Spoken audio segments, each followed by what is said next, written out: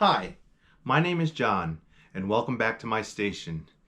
I'm here to do a brand new 2025 movie review, and the movie is called Ash.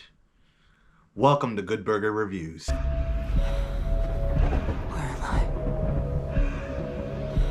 Who am I?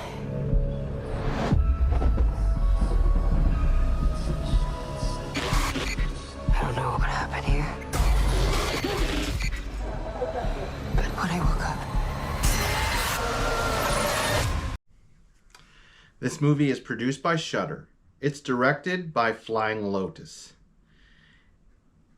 It's starring Eiza Gonzales as Rhea, Aaron Paul as Brian. The co-stars are Flying Lotus, Iko Uwais, Tessa Thompson, Joseph Gordon-Levitt, Buela Coal, and Kate Elliott. And please forgive me if I butchered some of those names, but many of these actors and actresses I do not recognize.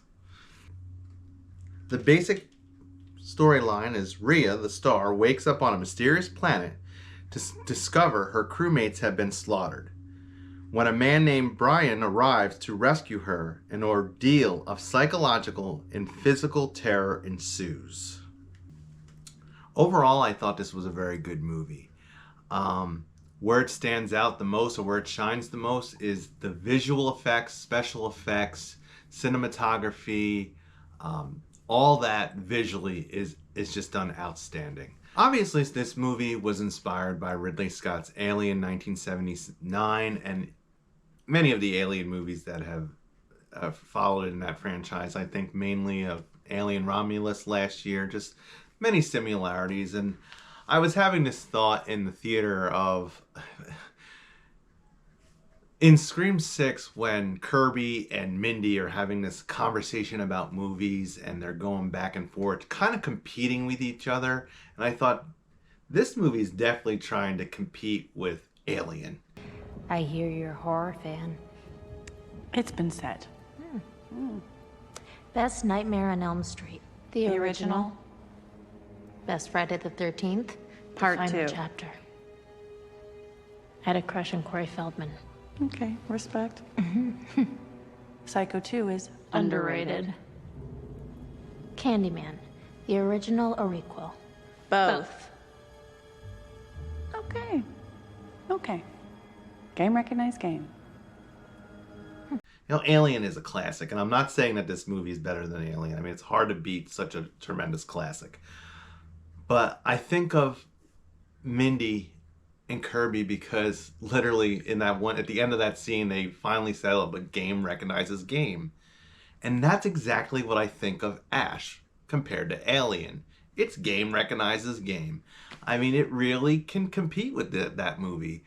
I also thought that literally this could have been like the collaboration of Ridley Scott and John Carpenter. There was so many Ridley Scott and John Carpenter isms in this movie. I just kept having that their vibes here. I think John Carpenter liked this movie. It totally had a 1980s aesthetic to it, like as far as the way it was, the way the music was, the way the characters were, the way everything kind of was, just the way they behaved. I mean, it doesn't really say when this movie took place, but it has this, the movie itself has a 1980s vibe.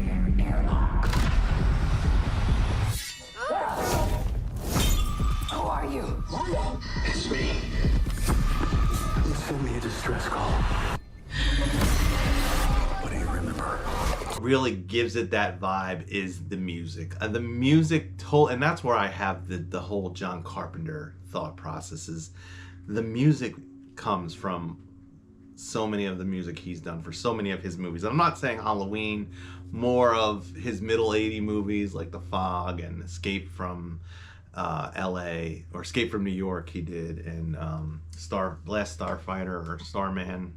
So many of his middle to late 1980 movies that he did, it just reminded me of that. Also where this movie shined, I felt, was the psychological aspect. It really, when this girl wakes up on the planet and you know, she's already seen that all of her space mates have been slaughtered by, we come to find out, an alien is involved in this. And I didn't like that aspect. Is what I didn't like was she wakes up, she has no memory, and a lot of this story is told through flashbacks.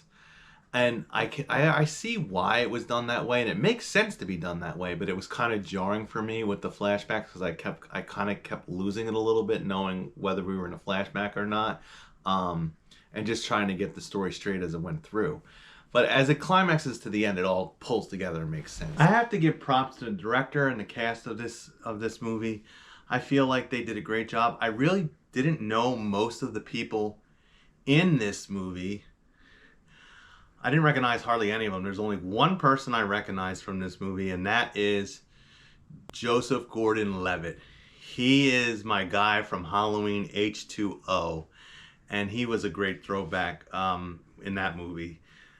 He was the Drew Barrymore of H2O. He was the star of the opening scene, along with the Marion, who played the Dr. Loomis's nurse assistant. Anyhow, I wanted to throw that one in there because you know, he wasn't one of the main characters, but he did have a role in this movie. I said to give him 15 minutes and they'll be by. Jimmy, where are you going? Check out your house? No, wait for the police. Where's the fun in that, huh? You coming? I better stay here and protect her. Oh, right, Good. The alien design, the spaceship design, the planet design, just all the special effects, and it definitely was enhanced by some CGI, but this really was very special effects driven, and I think that is another area where this movie just excels at. I mean, the special effects here are amazing. The story is decent. Obviously, it's very similar to Ridley Scott's Alien, just, you know, a spaceship cruise out in space, aliens come, terror ensues, all that. But there's definitely more of a psychological play on this one with, you know, the fact that, and this is just going to be a mild spoiler, the alien in this one kind of invades their bodies, and that part is just super creepy and super, it was gory as well. So, and as those of you who have gotten to know me a little bit already know that I'm not a huge gore hound, but I don't hate gore. I just hate gore in excess. And I wouldn't say there was gore in excess in this movie. When the gore came in, it was appropriately used for the scenes that it was needed for. And it was done good. The acting was decent enough for what the story was. The story wasn't extremely deep. And I think part of where that falls apart is because much of the story, especially with the majority of the characters that are in this movie, are told through flashbacks, there isn't much, and it's like here and there, so there isn't much character development in the side characters. The two main characters, Brian and Rhea, are, you know, they do well, and their acting is great. Where I think I would have liked to see a little bit more of these side characters, because they were actually, when they were in it, were really great as well. I don't want to go deep into the storyline of this one because I think this one is worth going out to see into the movies, and there's some twists and turns along the way that I think are worth experiencing on the movie and not here on my channel. So go see it. So I'm going to get right down to business on this one. This movie is a good burger, and a good burger with a little extra ketchup. It's done well from a cinematic standpoint. From an acting standpoint, it's done well as well. The sound and the music also is done quite well as well. This movie does a great job of putting you in an atmosphere and just laying down its rules and its lore, and it sticks with it. There are so many neat and fascinating little aspects to this movie, little machines that are involved with what is going on this spaceship. Really creative, really neat. The alien, one thing I will say about the alien is it's gross and really scary. Well, with all that being said, I'd like to thank you guys for joining me today in this review of the movie Ash. And please, if you do like this content, please like and subscribe to my channel. I am a fairly new station here and fairly new at doing this and trying to build up my subscribers. I'm working towards a goal of 100. Right now I'm at 25. So if anyone would like to see more future horror movie reviews, top 10 lists, tier lists, Halloween discussions, it's mostly horror movies, some thriller, and maybe a little action based on if there's, you know, some horror aspects to it, is what I'm planning on covering on my channel.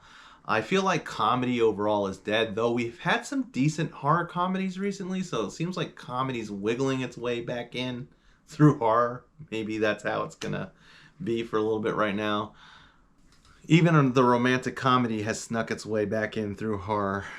And come to think about it, with this elevated horror, drama is staying present in horror as well. So horror is really diversified over the last decade or so.